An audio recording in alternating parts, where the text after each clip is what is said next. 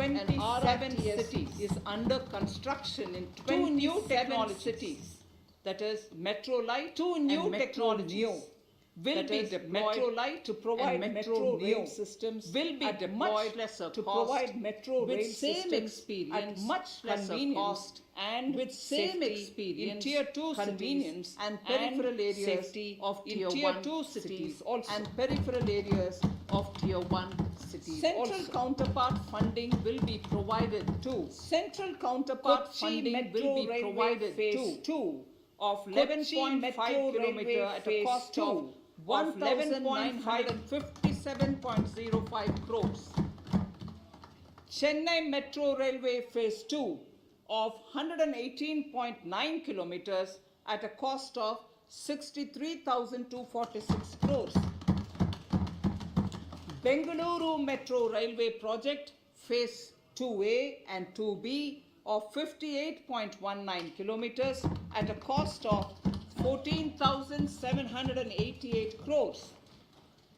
Nagpur Metro Rail Project Phase 2 and Nashik Metro at a cost of 5,976 crores and 2,092 crores respectively.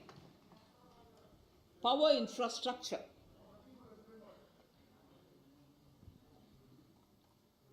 The past 6 years have seen a number of reforms and achievements in power sector.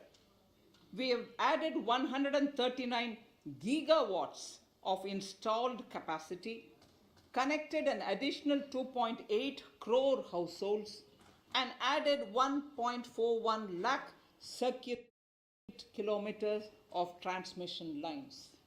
The distribution companies across the country are monopolies, either government or private.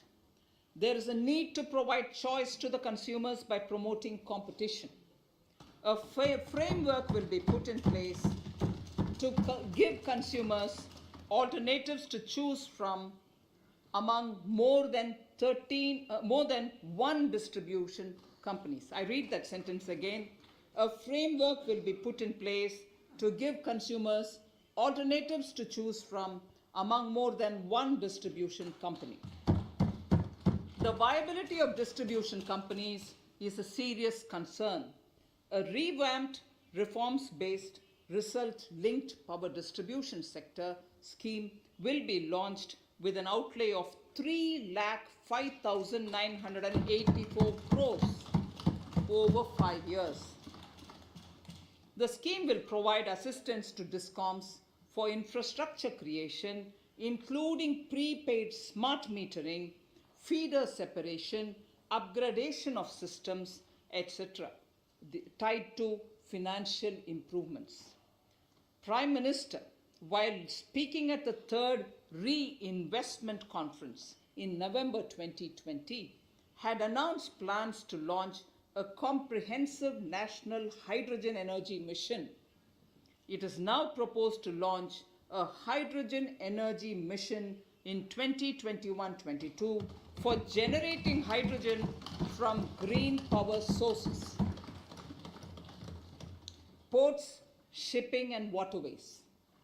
Major ports will be moving from managing their operational services on their own to a model where a private partner will manage it for them.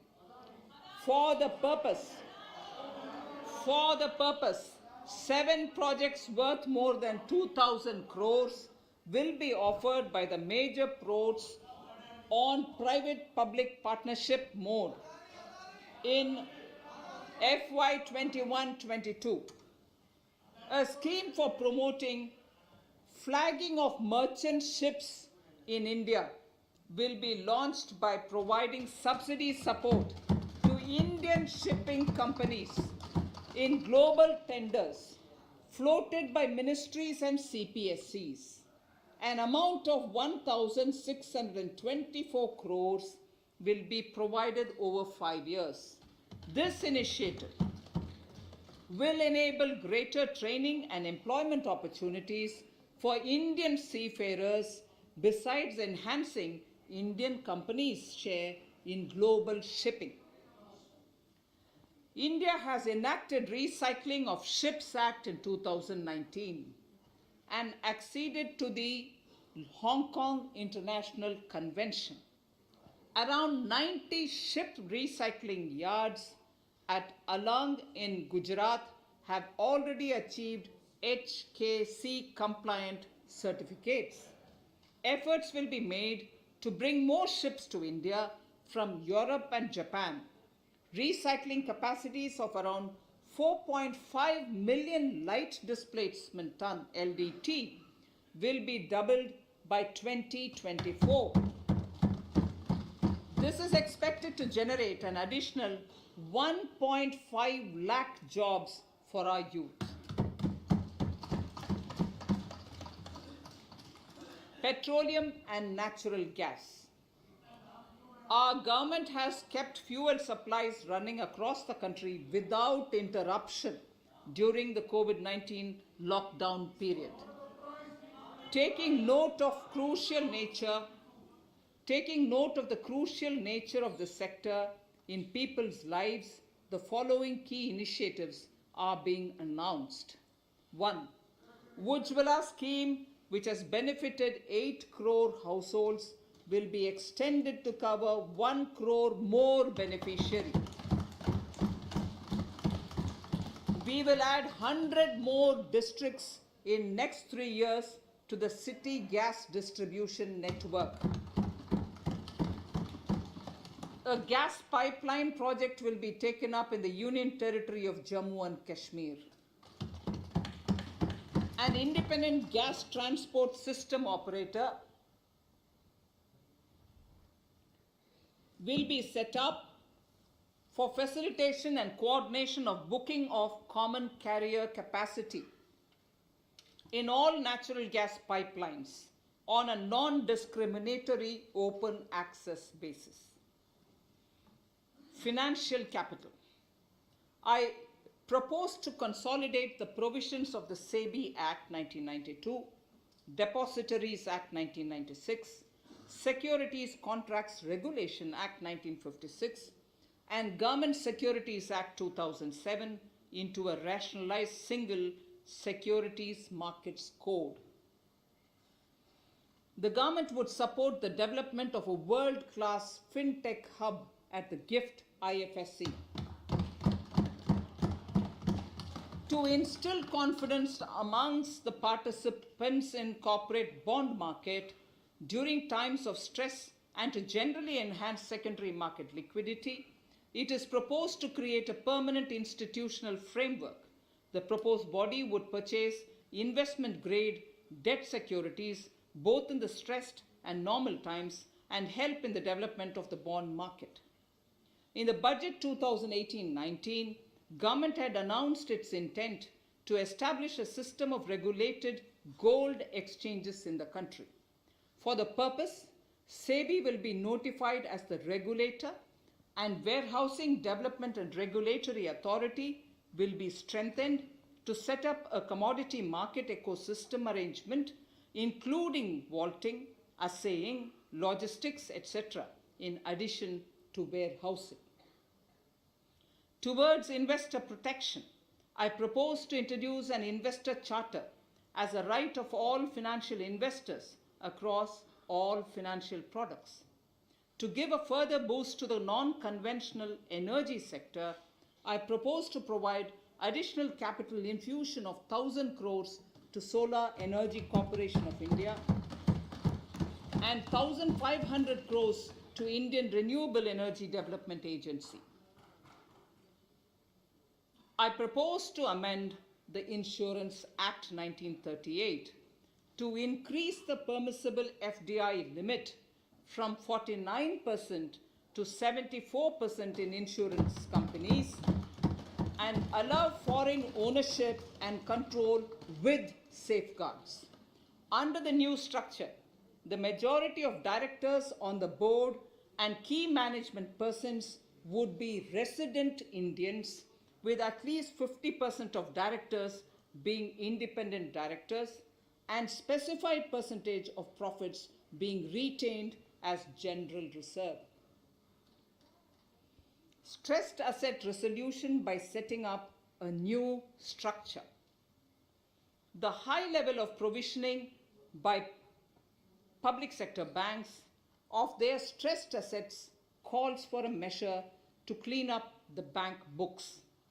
An asset reconstruction company limited and asset management company would be set up to consolidate and take over the existing stressed debt and then manage and dispose of the assets to alternative investment funds and other potential investors for eventual value realization. Recapitalization of PSB. To further consolidate the financial capital capacity of PSBs, further recapitalization of 20,000 crores is proposed in 21-22. Deposit insurance. Last year, government had approved an increase in the deposit insurance cover from 1 lakh rupees to 5 lakhs for bank customers. I shall be moving amendments to DICGC Act 1961 in this session itself to streamline the provision so that if a bank is temporarily unable to fulfill its obligations, the depositors of such bank can get easy and time-bound access to their deposits to the extent of the deposit insurance cover. This would help depositors of banks that are currently under stress. To improve credit discipline while continuing to protect the interest of small borrowers for NBFCs with minimum asset size of 100 crores, the minimum loan size eligible for debt recovery under the Securitization and Reconstruction of Financial Assets and Enforcement of Security Interests (Frbm Act 2002, it is proposed to be reduced from the existing level of 50 lakhs to 20 lakhs. Company matters. The decriminalization of the procedural and technical compoundable offences under Companies Act 2013 is now complete. I now propose to take up decriminalization of the Limited Liability Partnerships Act 2008. Honorable Speaker, I propose to revise the definition under the Companies Act 2013 for small companies by increasing the threshold for paid up capital from not exceeding 50 lakh to not exceeding 2 crores and turnover from not exceeding 2 crores to not exceeding 20 crores. This will benefit more than 2 lakh companies in easing their compliance requirements.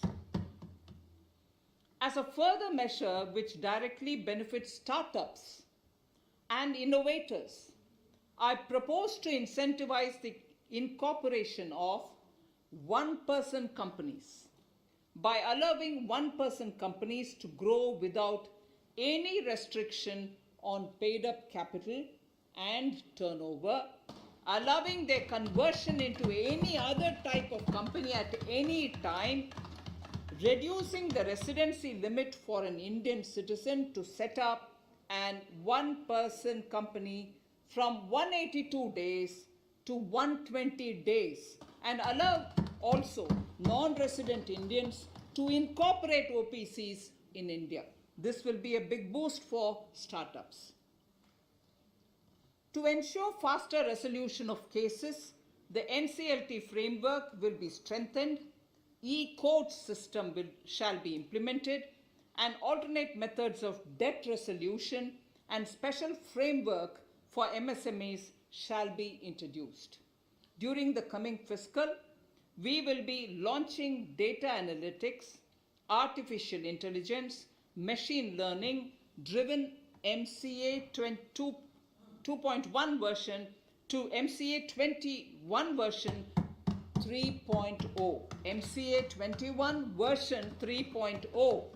This version 3.0 will have additional modules for e-scrutiny, e-adjudication, e-consultation, and compliance management. Disinvestment and strategic sale. In spite of COVID-19, we have kept working towards strategic disinvestment. A number of transactions, namely BPCL, Air India, Shipping Corporation of India, Container Corporation of India, IDBI Bank, Bharat Earth Movers Limited, Pavan Hans, Neelachal Ispat Nigam Limited, among others, would be completed in 21-22. Other than IDBI Bank, we propose to take up the 2 public sector banks and 1 general insurance company in the year 21-22. This would require legislative amendments, and I propose to introduce the amendments in this session itself. In 21-22, we would also bring the IPO of LIC, for which I am bringing the requisite amendments in this session itself.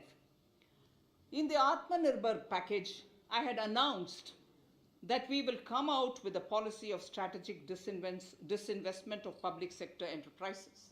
I'm happy to inform the House that the government has the government has approved the said policy. The policy provides a clear roadmap for disinvestment in all non-strategic and strategic sectors. We have kept 4 areas that are strategic, where bare minimum CPSEs will be maintained and rest privatized. In the remaining sectors of all CPSEs will be privatized. The main highlights of the policy are mentioned in Annexure 3. To fast forward the disinvestment policy, I'm asking NITI to work out on the next list of center public sector companies that would be taken up for strategic disinvestment. To similarly incentivize states to take to disinvestment of their public sector companies, we will work out an incentive package of central funds to states. Idle assets will not contribute to Atmanirbhar Bharat. The non-core assets largely consist of surplus land with government ministries and departments and public sector enterprises. Monetizing of land can either be by way of direct sale or concession, or by similar means. This requires special abilities, and for this purpose, I propose to use a special purpose vehicle in the form of a company that would carry out this activity. In order to ensure timely completion of closure of sick or loss-making CPSEs, we will introduce a revised mechanism that will ensure timely closure of such units. I have estimated 1,75,000 crores as receipts from disinvestment in BE 21-22.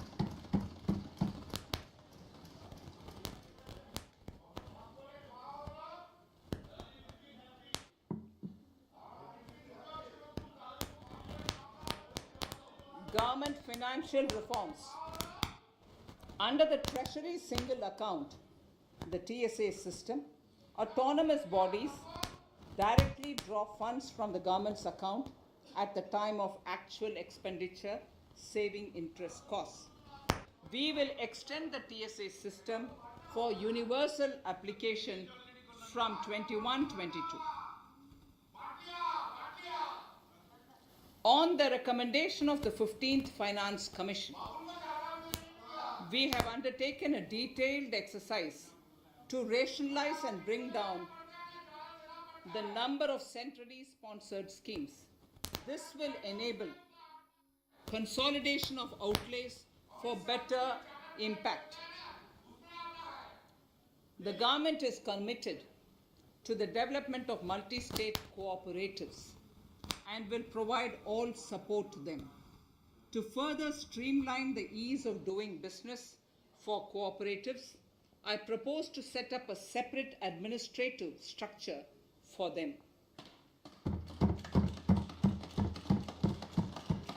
So the third pillar of Atmanirbhar Bharat, inclusive development for aspirational India. Honorable Speaker, sir, under this pillar, I will cover agriculture and allied sectors, farmers' welfare and rural India, migrant workers and labor, and financial inclusion. Agriculture. Our government is committed to the welfare of farmers. The MSP regime has undergone a sea change to assure price that is at least 1.5 times the cost of production across all commodities.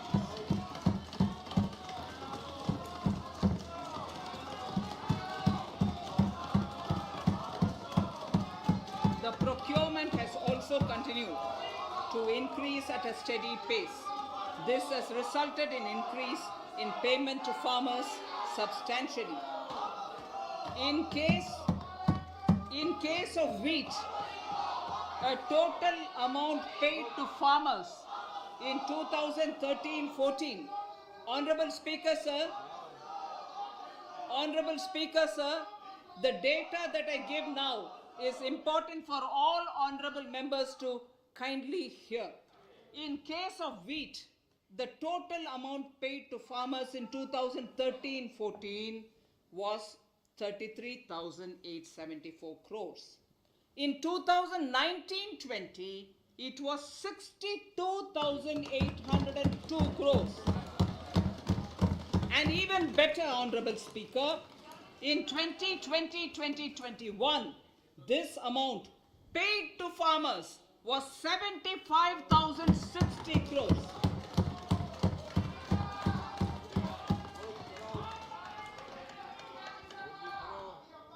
Honorable Speaker, again an important fact, the number of wheat growing farmers that were benefited increased in 2020-21 to 43.36 lakhs compared to 35.57 lakhs in 2019-20.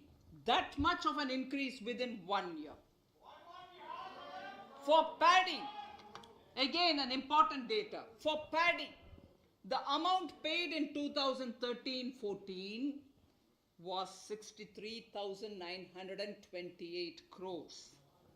In 2019-20, this increased to 1,41,930 crores. Even better, in 2020-2021,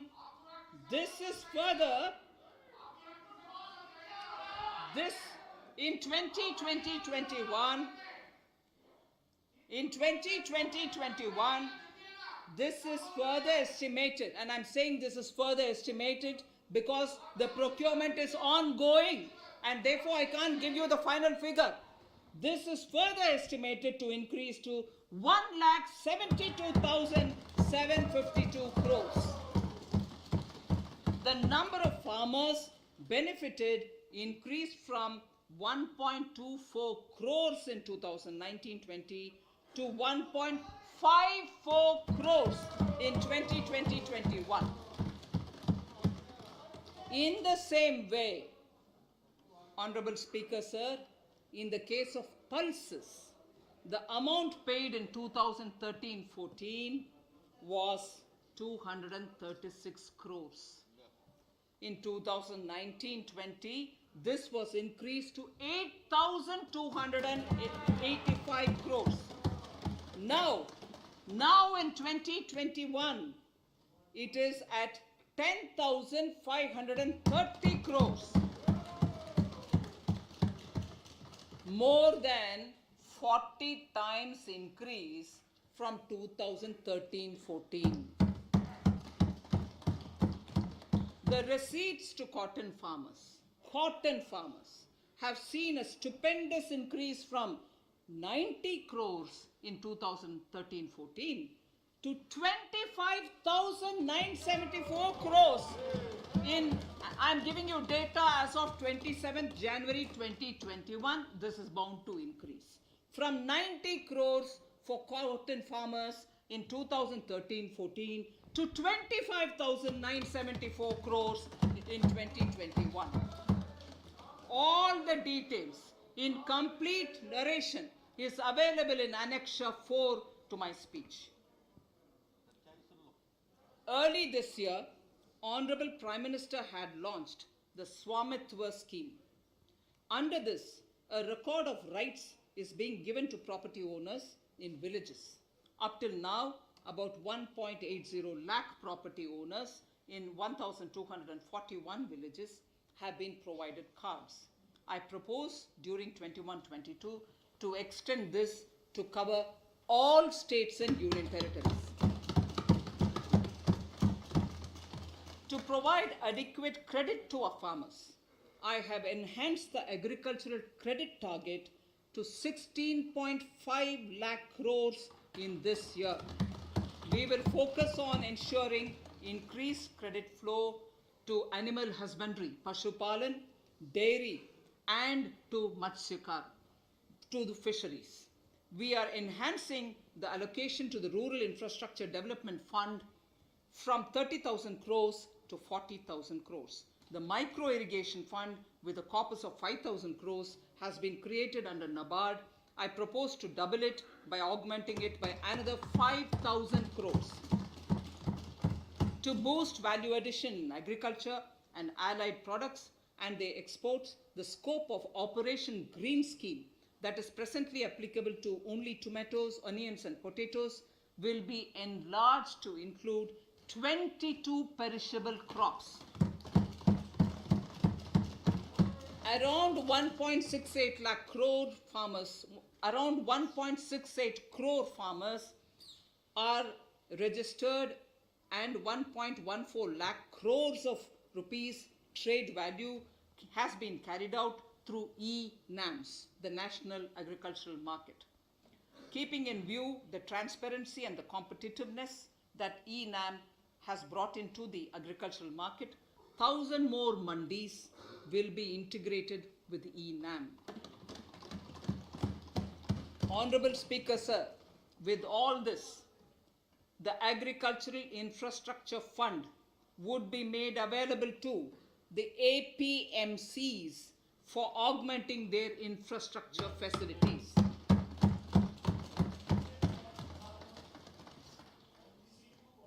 Fisheries. I am proposing substantial investments in the development of modern fishing harbors and fish landing centers. To start with, 5 major fishing harbors, Kochi, Chennai, Visakhapatnam, Paradip, and Petua Ghat, will be developed as hubs for economic activity. We will also develop inland fishing harbors and fish landing centers along the banks of rivers and waterways. Seaweed farming is an emerging sector with potential to transform the lives of coastal communities. It will provide large-scale employment and additional incomes. To promote seaweed farming and cultivation, I propose a multi-purpose seaweed park to be established in Tamil Nadu. Migrant workers and laborers. We have launched the One Nation, One Ration Card scheme through which beneficiaries can claim their rations anywhere in the country. Migrant workers in particular benefit from the scheme. Those staying away from their families can partially claim their ration where they are stationed, while their family in their native places can claim the rest. I am happy to inform you that One Nation, One Ration Card plan is under implementation by 32 states and union territories, reaching about 69 crore beneficiaries. That's a total of 86% beneficiaries covered. The remaining 4 states and UTs will be integrated in the next few months. To further extend our efforts towards the unorganized labor force, migrant workers in particular, I propose to launch a portal that will collect relevant information on gig workers, building and construction workers, among others. This will help formulate health, housing, skill, insurance credit, and food schemes for all migrant workers.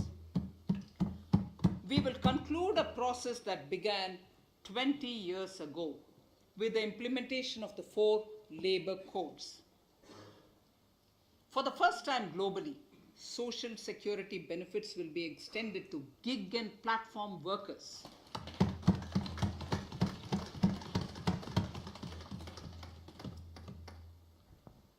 Minimum wages will apply to all categories of workers, and they will all be covered by the Employees State Insurance Corporation.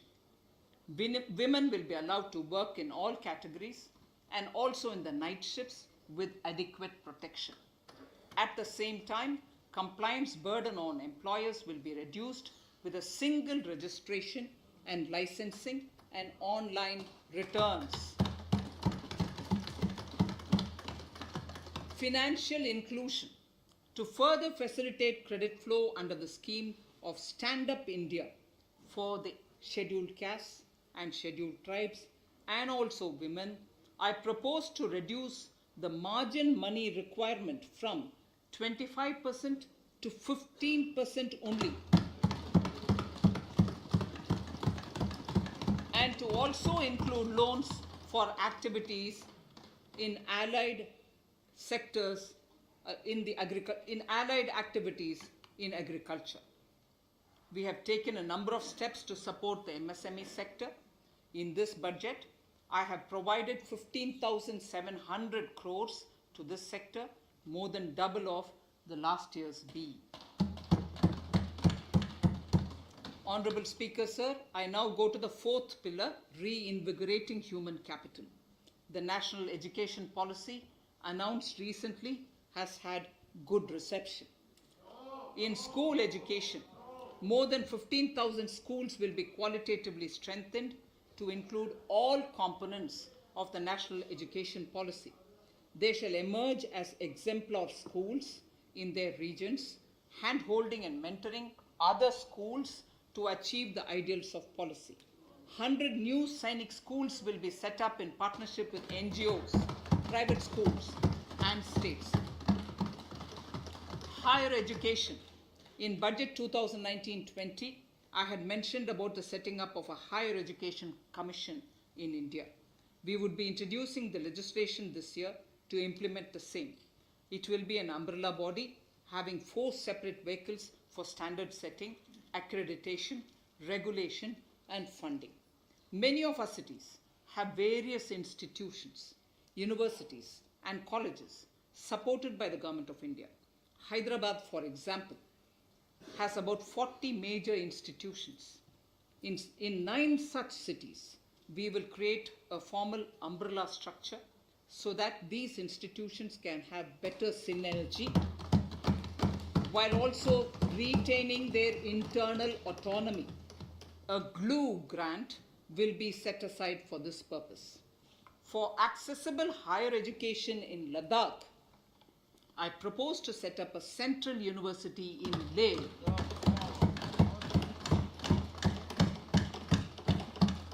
The other important projects to be taken up as a part of the NEP are listed in Annexure 5. Scheduled caste and scheduled tribes welfare. We have set ourselves a target of establishing 750 Eklavya model residential schools in our tribal areas. I propose to increase the unit cost of each such school from 20 crores, which is what it is now, to 38 crores, and for hilly and difficult areas to 48 crores.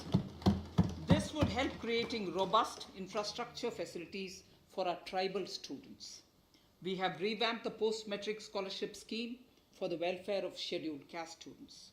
I have also enhanced the central assistance in this regard. We are allotting 35,219 crores for 6 years till 25-26 to benefit 4 crores scheduled caste students. Skilling. In 2016, we had launched the National Apprenticeship Promotion Scheme. The government proposes to amend the Apprenticeship Act with a view to further enhancing apprenticeship opportunities for our youth. We will realign the existing scheme of National Apprenticeship Training Scheme for providing post-education apprenticeship training of graduates and diploma holders in engineering. Over 3,000 crores will be provided for this purpose.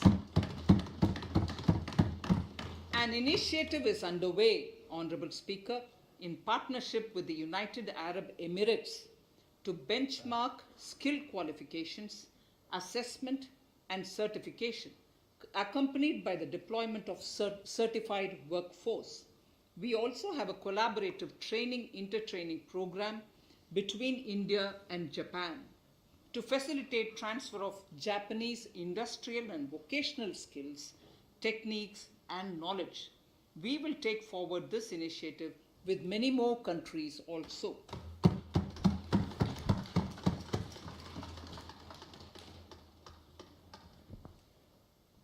Innovation and R&D. In my budget speech of 2019, I had announced the National Research Foundation. We have now worked out the modalities, and the NRF outlay will be of 50,000 crores over 5 years. It will ensure that the overall research ecosystem in the country is strengthened with focus on identified national priority thrust areas. There has been a manifold increase in digital payments in the recent past. To give a further boost to digital transactions, I earmarked 1,500 crores for a proposed scheme that will provide financial incentive to promote digital mode of payment. We will undertake a new initiative, National Language Translation Mission. This will enable the wealth of governance and policy-related knowledge on the internet being made available in major Indian languages.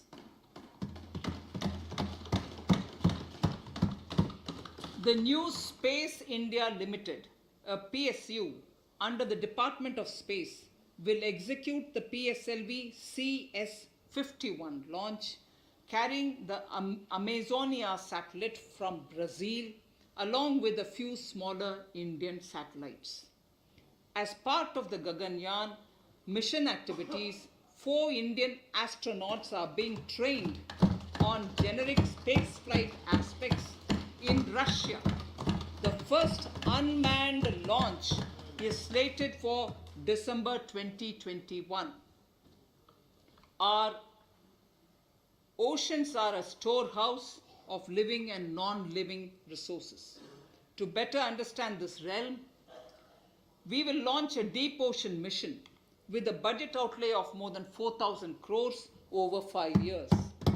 This mission will cover deep ocean survey exploration and projects for the conservation of deep sea biodiversity. I come to the 6th pillar, Honorable Speaker, minimum government, maximum governance. Honorable Speaker, sir, this is the last of the 6 pillars. This will outline plans for reforms in one of our core principles of minimum government, maximum governance. We have taken a number of steps to bring reforms in tribunals in the last few years for speedy delivery of justice. Continuing with the reforms process, I now propose to take further measures to rationalize the functioning of tribunals. We have introduced the National Commission for Allied Healthcare Professionals Bill in Parliament. National Commission for Allied Healthcare Professionals Bill in the Parliament, with a view to ensure transparent and efficient regulation of 56 allied healthcare professionals.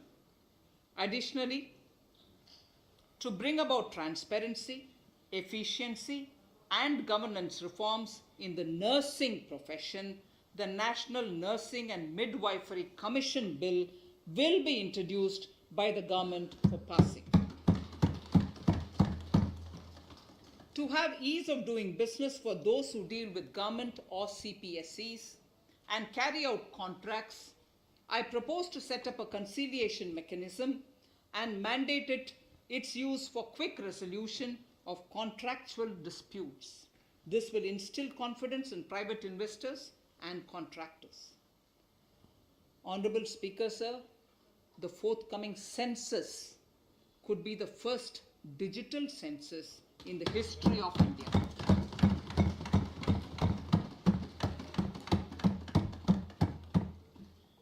For this monumental milestone marking task, I have allocated 3,768 crores in this year, 21-22.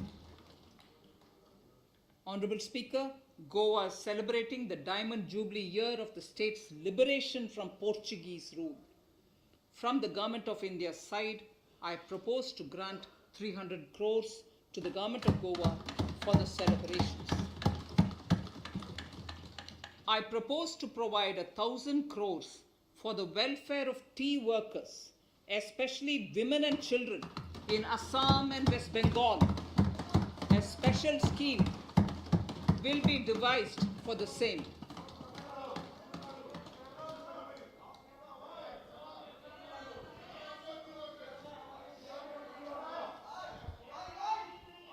Fiscal position. Fiscal position. In these last few paragraphs of part A of my speech, I draw the attention of this august House to the fact that at the beginning of the current financial year, the pandemic's impact on the economy resulted in a weak revenue inflow. This was combined with high expenditure to provide essential relief to vulnerable sections of the society, especially the poor, the women, scheduled castes, and scheduled tribes. Unlike many other countries, we opted for a series of medium-sized packages during the pandemic so that we could calibrate and target our response according to the evolving situation. Once the health situation stabilized and the lockdown was being slowly lifted, we switched to ramping up government spending so as to revive domestic demand. As a result, against an original BE expenditure of 30.42 lakh crores for 2020-21, our RE estimates are 34.50 lakhs, 30.42 now within the year. Whereas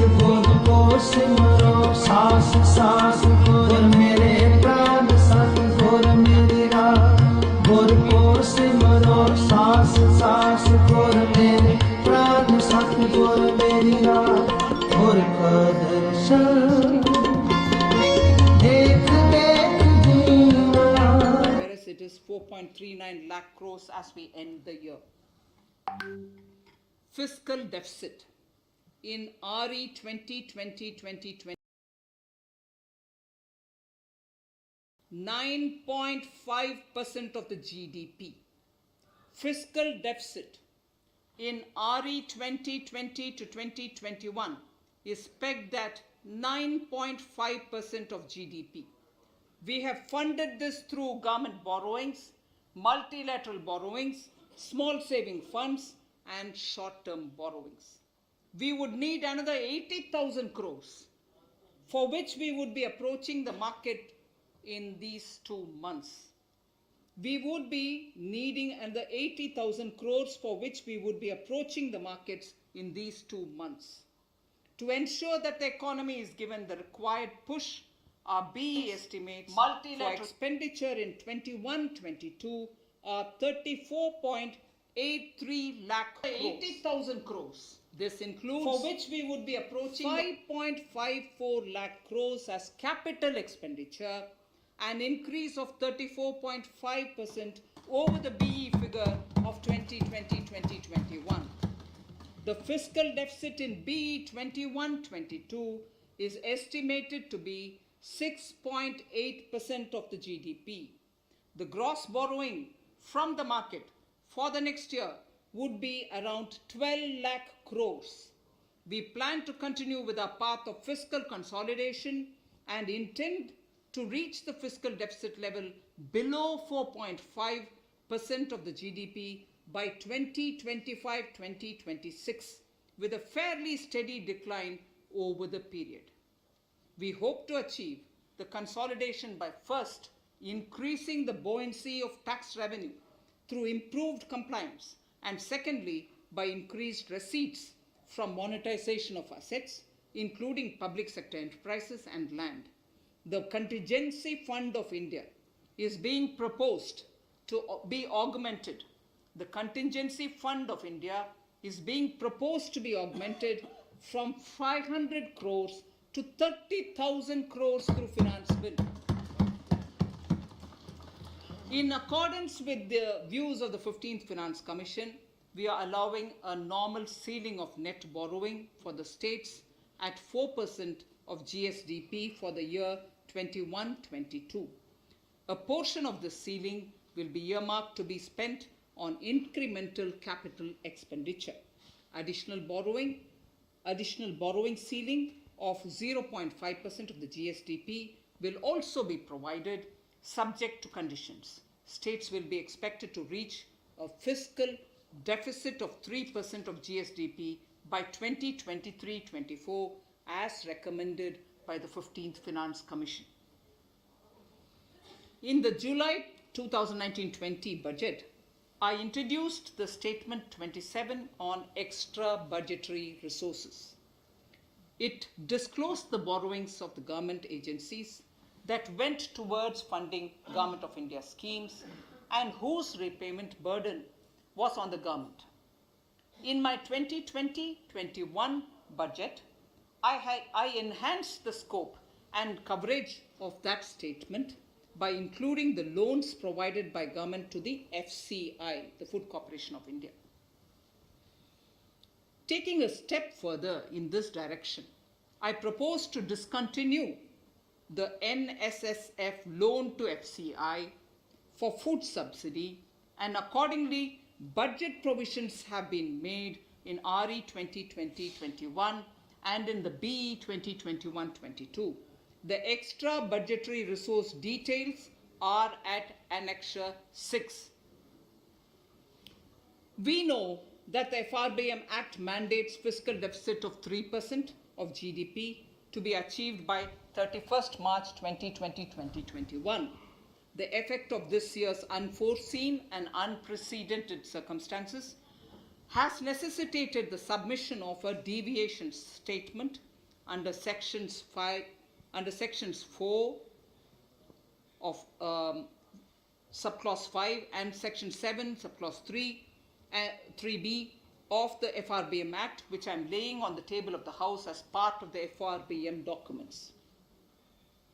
Towards achieving central government fiscal deficit along the broad path that I have already indicated, I will be introducing an amendment to the Frbm Act.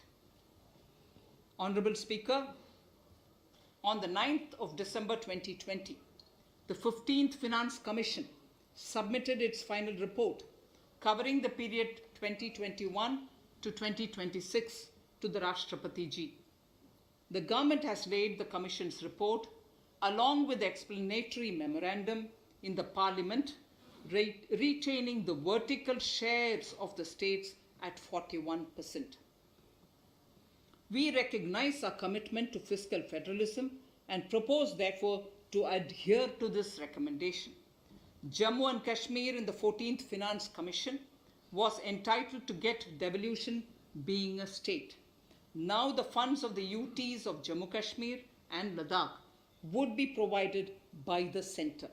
I have also provided on the Commission's recommendation 1,18,452 crores as revenue deficit grant to 17 states in 21-22 as against 74,340 crores to 14 states in 2020-21. Honorable Speaker, I would now move to Part B of my speech.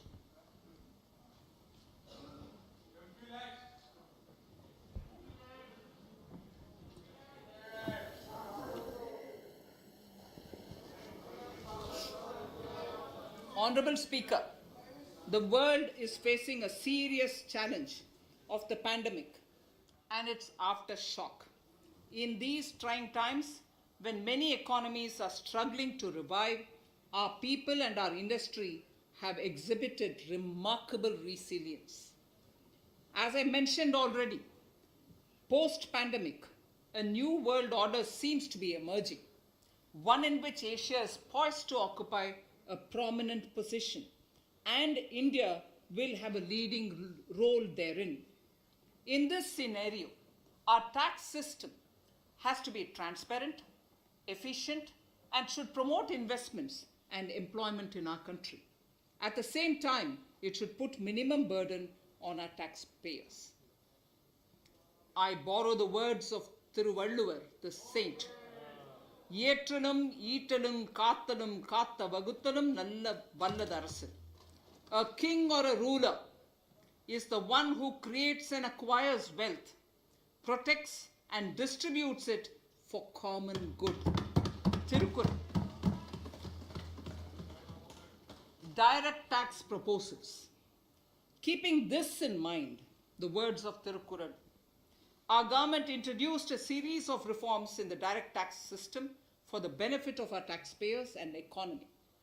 Few months prior to the pandemic, in order to attract investments, we slashed our corporate tax rate to make it among the lowest in the world. The dividend distribution tax too was abolished. The burden of taxation on small taxpayers was eased by increasing rebates. In 2020, the return filers saw a dramatic increase to 6.48 crores from 3.31 crores in 2014. In the direct tax administration, we had recently introduced the faceless assessment and faceless appeal. I now seek to take further steps to simplify the tax administration, ease compliance, and reduce litigation. Relief to senior citizens. I begin my direct tax proposals by offering my pranam to our senior citizens. Many of them, despite having foregone several basic necessities of their own, have strived to build our nation. Now in the 75th year of independence of our country, when we continue our endeavor with renewed vigor, we shall reduce compliance burden on our senior citizens who are 75 years of age and above.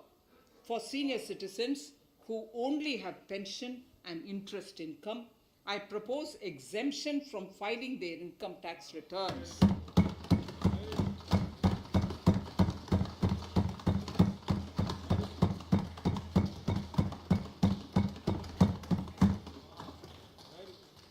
The paying bank will deduct the necessary tax on their income. Reduction in time for income tax proceedings. This is a very key announcement, if you ask me.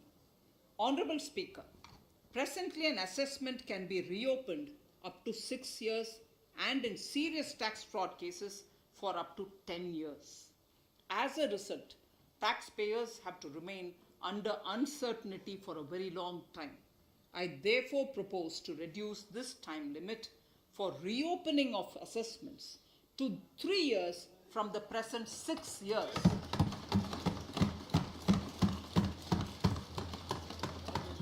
In serious tax evasion cases too, only where there is evidence of concealment of income of 50 lakh or more in a year. In serious tax evasion cases too, only where there is evidence of concealment of income of 50 lakh or more in a year can the assessment be reopened up to 10 years. Even this reopening can be done only after the approval of the Principal Chief Commissioner, the highest level of Income Tax Department. Setting up the Dispute Resolution Committee. Honorable Speaker, It has been the resolve of this government to reduce litigation, which mars the present taxation system. The government came out with the Direct Taxation Vivad Se Vishwas scheme to give taxpayers an opportunity to settle long-pending disputes and be relieved to further strain on their time and resources. The response from taxpayers has been the best ever, as over 110,000 taxpayers have already opted to settle tax disputes of over 85,000 crores under the scheme. To further reduce litigation for small taxpayers, I propose to constitute a dispute resolution committee for them, which will be faceless to ensure efficiency, transparency, and accountability. Anyone with a taxable income up to 50 lakh and disputed income up to 10 lakh shall be eligible to approach the committee. Faceless IT-AT. For ease of compliance and to reduce discretion, we are committed to make the taxation processes faceless. The government has already introduced faceless assessment and appeal this year. The next level of income tax appeal is the Income Tax Appellate Tribunal. I now propose to make this tribunal faceless. We shall establish a national faceless Income Tax Appellate Tribunal Center. All communication between the tribunal and the appellant shall be electronic. Where personal hearing is needed, it shall be done through video conferencing. Relaxations to NRI. When non-resident Indians return to India, they have issues with respect to their accrued incomes in their foreign retirement accounts. This is usually due to mismatch in taxation period. They also face difficulties in getting credit for Indian taxes in foreign jurisdictions. I propose to notify rules for removing their hardship of double taxation. Exemption from audit. Currently, if your turnover exceeds 1 crore, you have to get your accounts audited. In February 2020 budget, I had increased the limit for tax audit to 5 crores for those who carry out 95% of their transactions digitally. To further incentivize digital transactions and to reduce compliance burden, I propose to increase this limit for tax audit for such persons from 5 crores to 10 crores. Relief for dividend. In the previous budget, I had abolished the dividend distribution tax in order to incentivize investment. Dividend was made taxable in the hands of shareholders. Now, in order to provide ease of compliance, I propose to make dividend payment to rate and InvIT exempt from TDS. Further, as the amount of dividend income cannot be estimated correctly by the shareholders for paying advance tax, I propose to provide that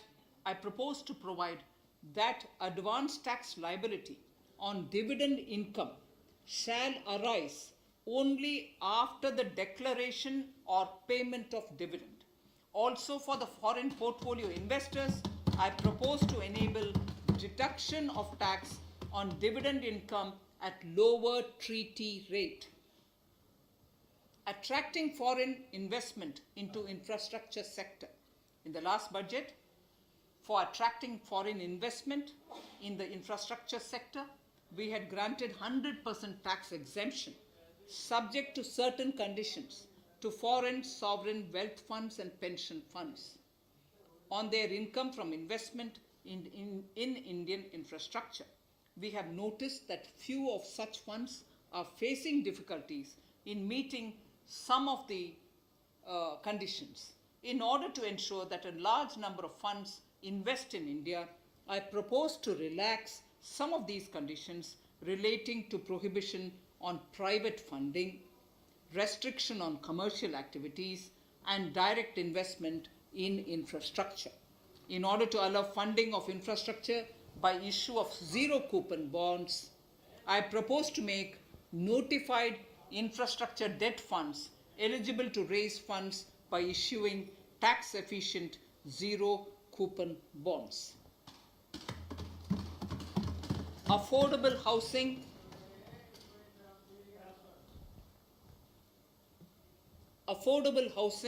and rental housing. This government sees housing for all and affordable housing as priority areas.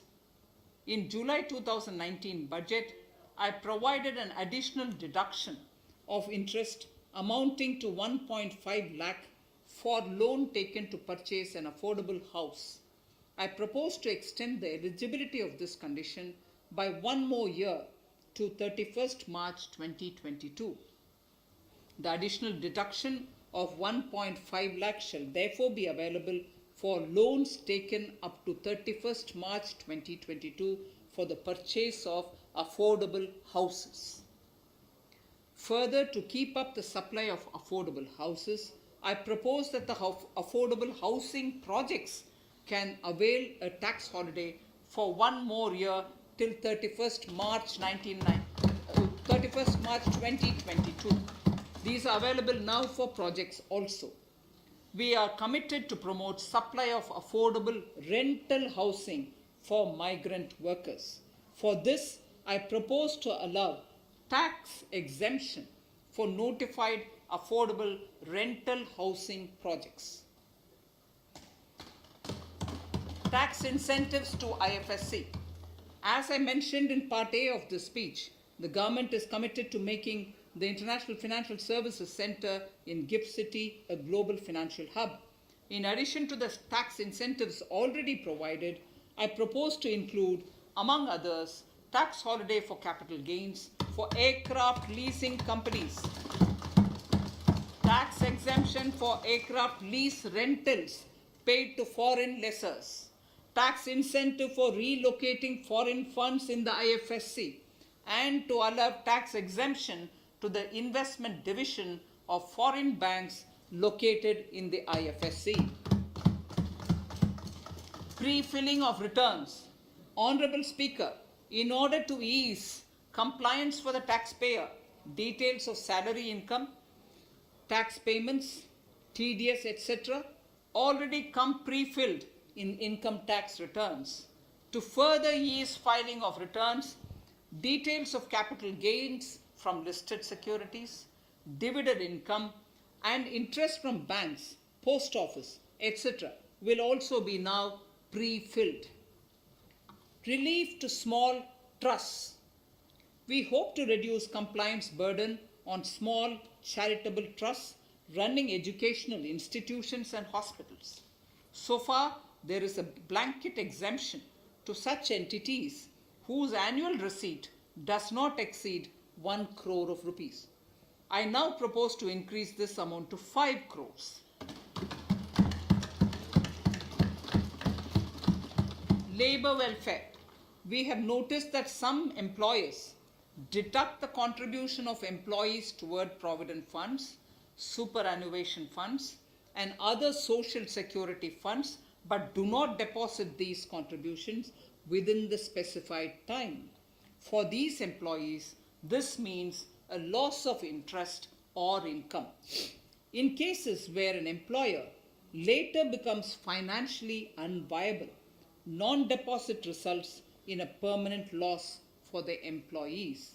In order to ensure that employees' contributions are deposited on time, I reiterate that the late deposit of employees' contribution by the employer will not be allowed as deduction to the employer.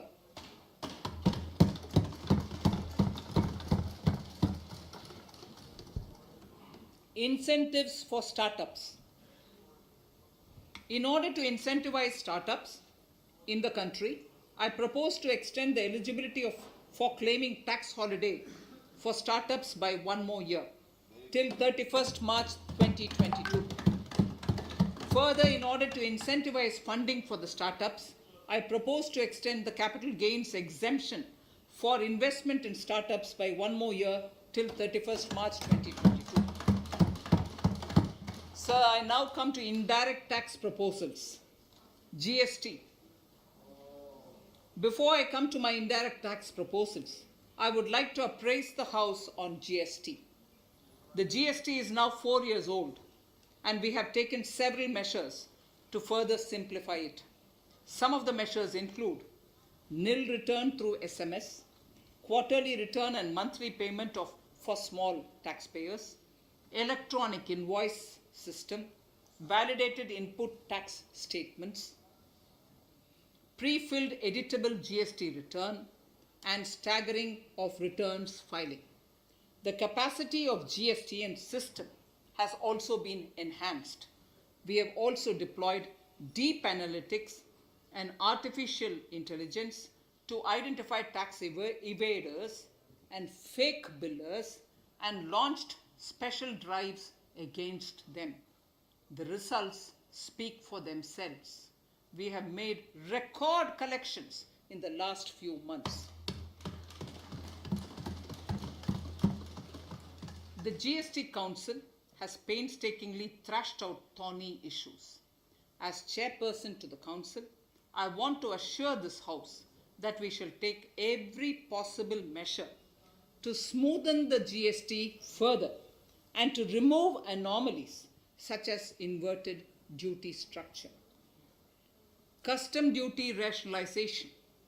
Our custom duty policy should have the twin objective of promoting domestic manufacturing and helping India get on to global value chain and export better.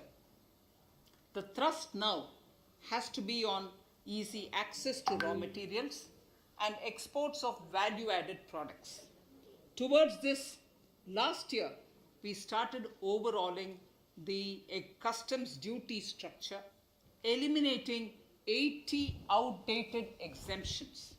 I also thank everyone who responded overwhelmingly to a crowdsourcing call for suggestions on this revamp. I now propose to review more than 400 old exemptions this year. I repeat, I now propose to review more than 400 old exemptions this year. We will conduct this through extensive consultations, and from 1st October 2021, we will put in place a revised customs duty structure free of distortions. I also propose that any new customs duty exemptions, therefore, henceforth will have validity up to 31st March following 2 years from the date of the issue. Electronic and mobile phone industry. Domestic electronic manufacturing has grown rapidly. We are now exporting items like mobiles and chargers. For greater domestic value addition, we are withdrawing a few exemptions on part of chargers and subparts of mobiles. Further, some parts of mobiles will move from nil rate to a moderate 2.5%. Iron and steel. MSMEs and other user industries have been severely hit by a recent sharp rise in iron and steel prices. Therefore, we are reducing customs duty uniformly to 7.5% on semis, flats, and long products of non-alloy, alloy, and stainless steels. To provide relief to metal recyclers, mostly MSMEs, I am exempting duty on steel scrap for a period up to 31st March 2022. Further, I am also revoking ADD and CVD on certain steel products. Also, to provide relief to copper recyclers, I am reducing duty on copper scrap from 5% to 2.5%. Textiles. The textile sector generates employment and contributes significantly to the economy. There is a need to rationalize duties on raw material inputs to man-made textiles.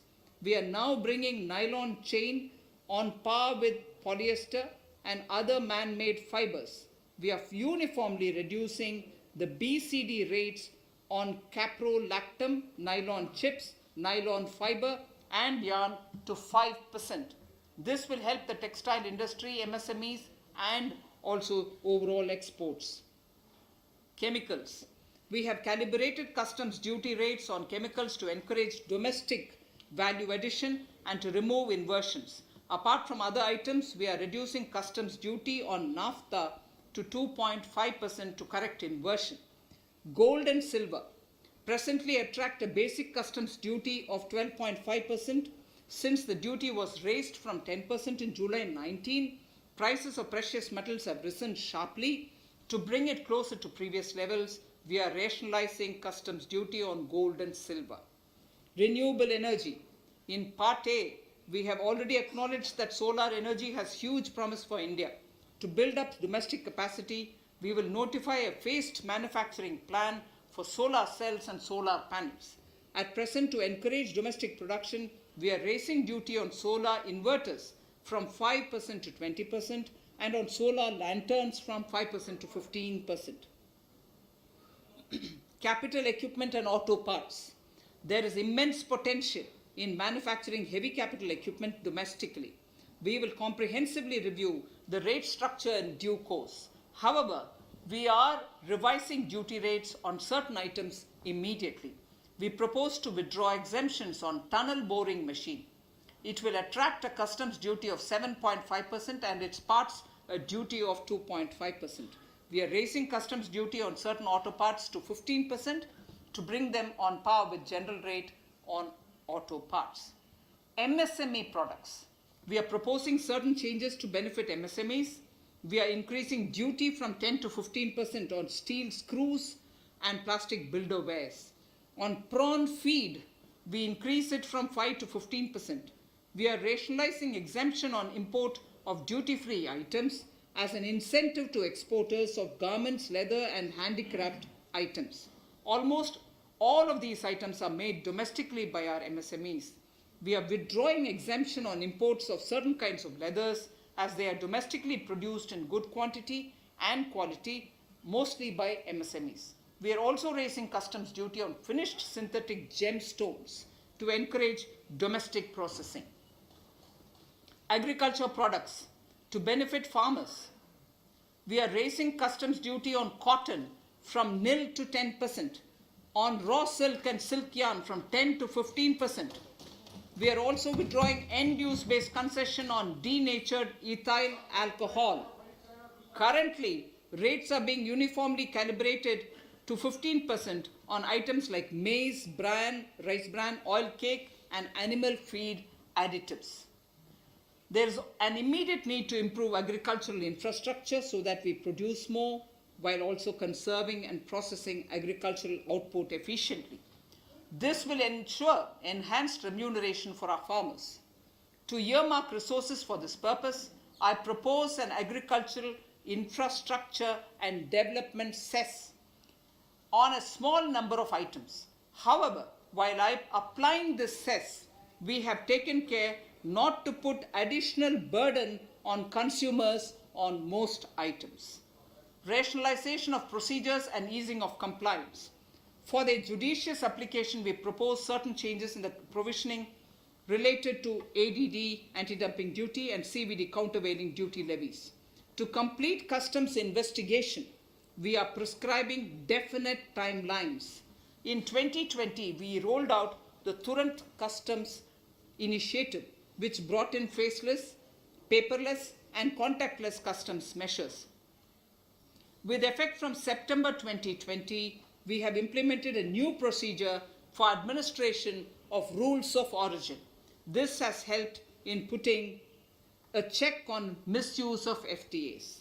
The specific details of direct and indirect tax changes proposed are listed in the annexure to my speech. Honorable Speaker, sir, with these words, I commend the budget to this august House. Thank you.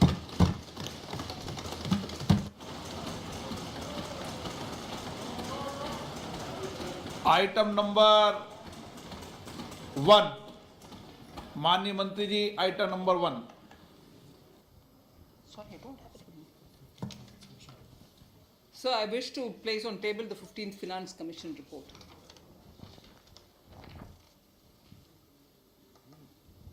Item number 3, माननीय मंत्री जी।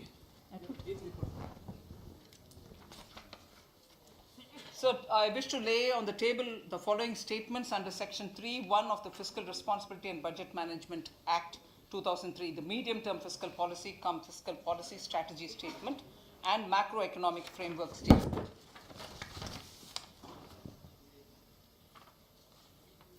Item number 4. So I wish to seek your permission to move for leave to introduce the Finance Bill 2021. प्रश्न ये कि विधेयक को पुनर्स्थापित करने की अनुमति प्रदान की जाए। जो सदस्य इसके पक्ष में हाँ कहें, जो सदस्य इसके विरोध में ना कहें। मेरे विचार में निर्णय हाँ वालों के पक्ष में हुआ, हाँ वालों के पक्ष हुआ। माननीय मंत्री जी विधेयक को पुनर्स्थापित करें। introduce the bill. Shri Prahlad Joshi ji. With your permission, I rise to present the 18th report of Business Advisory Committee.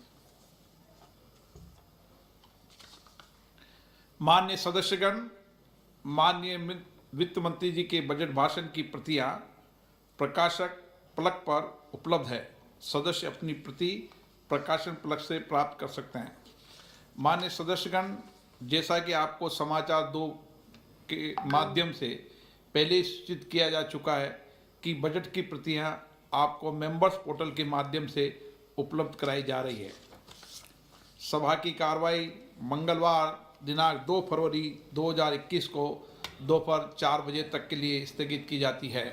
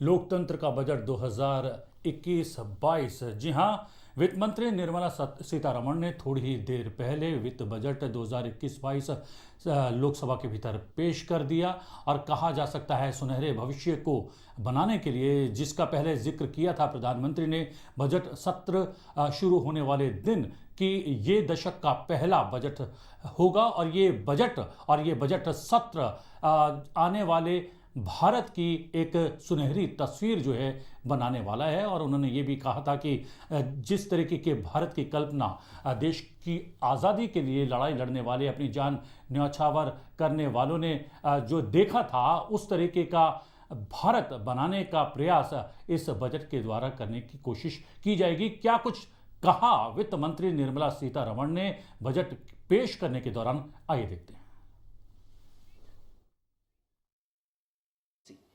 To phase out old and unfit vehicles. This will help in encouraging fuel-efficient, environment-friendly vehicles, thereby reducing vehicular pollution and oil import bills. Vehicles would undergo fitness tests in automated fitness centers after 20 years in case of personal vehicles and after 15 years in case of commercial vehicles. Details of the scheme will be separately shared by the ministry. Vaccines. The pneumococcal vaccine, a made in India product, is presently limited to only 5 states. It will be rolled out across the country. This will avert more than 50,000 child deaths annually. Honorable Speaker, I have provided 35,000 crores of rupees for COVID-19 vaccine in this year 21-22. I am committed to provide further funds if required. So the budget outlay for health and well-being is 2,23,846 crores in this BE 21-22 as against the BE of only 94,452 crores, and it marks an increase of 137%. The D are at an सीधा रुख करते हैं views room. पराक्रम सिंह शेखावत वहां पर मौजूद हैं, मेरे सहयोगी। पराक्रम, 6 स्तंभों पर पराक्रम से हम लोग संपर्क साधते हैं। उससे पहले मैं इंट्रोड्यूस करवा देता हूं प्रदीप श्रीवास्तव, पूर्व महाप्रबंधक रेलवे बोर्ड दक्षिण मध्य रेलवे। आपका बहुत बहुत स्वागत है। 6 पिलर्स बताए गए वित्त मंत्री निर्मला सीतारमण जी के द्वारा इस बजट को पेश करने के दौरान। क्या